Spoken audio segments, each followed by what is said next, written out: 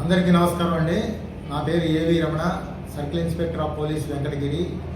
మాకు నిన్నటి దినం కడప జిల్లాకి చెందినటువంటి ఉమ్మడి శివరాం అనేటువంటి వ్యక్తి, 40 సంవత్సరాలు, ఇతను కడప చెందినటువంటి వ్యక్తి.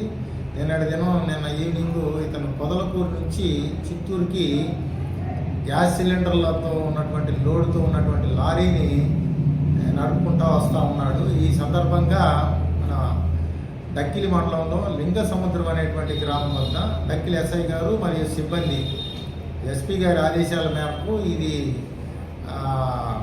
వెహికల్ చెకింగ్ అనేది అక్కడ జరుగుతూ ఉంది. ఈ సందర్భంగా వస్తున్నటువంటి ఈ సిలిండర్ లోడ్తో వస్తున్నటువంటి లారీని అనుమానం వచ్చి ఆపి అతన్ని డ్రంక్ అండ్ టెస్ట్ చేయగా అతనికి 532 mg పాయింట్లు అంత కండిషన్లో తాగి ఉన్నట్టుగా మాకు నిర్ధారణ అయింది.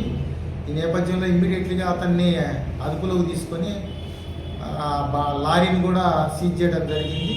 అలాగే ఈరోజు అతన్ని స్థానిక న్యాయస్థానం జడ్జి గారి ముందు, వెంకటగిరి జడ్జి గారి ముందు హాజరు పెట్టగా జడ్జి గారు అతనికి 10,000 రూపాయల జరిమానా మరియు 10 రోజుల జైలు శిక్ష కూడా విధించడం జరిగింది.